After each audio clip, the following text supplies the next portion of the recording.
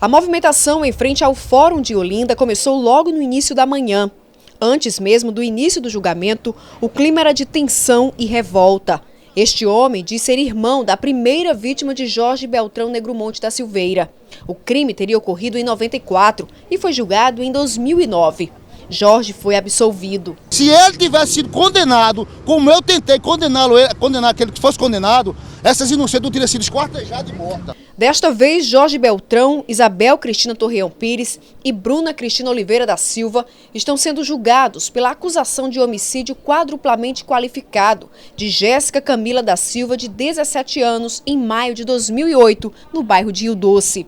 Eles teriam matado a adolescente e comido a carne dela. O primeiro a chegar ao fórum foi o advogado João Caraciolo, que faria a defesa de Jorge Beltrão Negromonte da Silveira. Há um laudo que comprova nos autos do INSS, um órgão oficial do governo, em que Jorge é beneficiário de um auxílio-doença por essa sanidade. Então, nós levaremos até o final, não dizendo que ele é inocente, pois o mesmo é réu confesso, mas afirmando a sua insanidade para que o mesmo seja, apesar de condenado, que é o que nós esperamos, tratamento em um local adequado, que diferentemente do Aníbal Bruno. Que doença seria essa? De quando é esse laudo?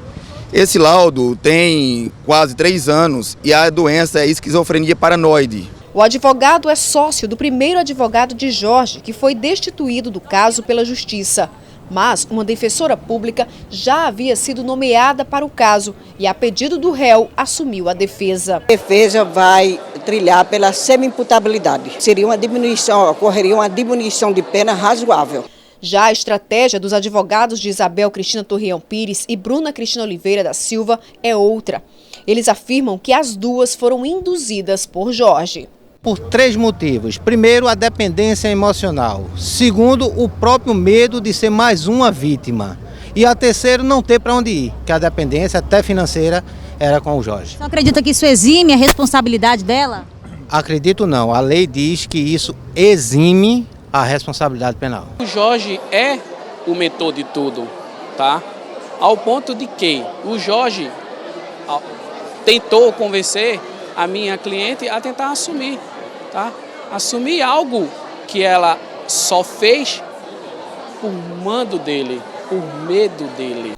Versões descartadas pela promotoria, que espera a pena máxima para o trio. Nós temos provas suficientes para derrubar todas essas teses. Ninguém estava obrigada a fazer nada. Todo mundo estava livre.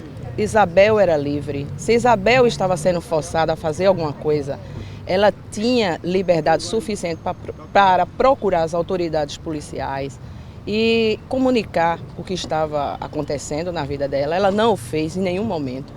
Como também não tem essa história de estar um deles ou algum deles sofrendo das suas faculdades mentais, porque eles foram submetidos a testes e laudos psiquiátricos que comprovam que eles são perfeitamente normais. Para a juíza, será um julgamento complexo. Nossa perspectiva é que possa terminar ainda hoje, mas tudo vai depender do desenvolvimento dos trabalhos em plenário. Às 9 da manhã, Jorge chega ao fórum. Escoltado, ele foi xingado por populares. 35 minutos depois, foi a vez das 2 mulheres. Ele merecia morrer da mesma forma que ele matou. É um bicho. Ele tem que morrer velho na cadeia, se acabar por lá mesmo. O juiz vê e dá uma pena máxima a essas pessoas, porque isso são um bicho, isso não são gente não. Do lado de dentro, os jurados são sorteados. 4 mulheres e 3 homens vão decidir pela condenação ou não dos réus. Depois da leitura da denúncia, a primeira testemunha começou a ser ouvida. O médico psiquiatra Lamartine Holanda, que atestou a integridade mental do trio, confirmou que todos são normais. Em seguida, foi a vez do delegado Paulo Berenguer, que presidiu o inquérito policial na época. Durante o depoimento, ele detalhou a ação de cada um dos réus no crime. A Jéssica já tinha essa cabeça de planejamento, segundo foi apurado, o interesse em matar a Jéssica para criar a filha. E o dia 26 foi escolhido para a execução. Então, na noite, dia 26, eles, em conjunto, resolveram matar Jéssica. E segundo constou o interrogatório, Jéssica estava muito mal comportada e desejava sair de casa. E Jorge proibiu a saída dela. E a partir daquele momento decidiram executar, matar Jéssica. E naquele momento, a Dona Isabel entregou a faca, pelo que existe no relato, que ficou constatado no interrogatório dos três. Bruna, que tem conhecimentos também de artes marciais, desde que era aluna do Jorge, segurou Jéssica por trás.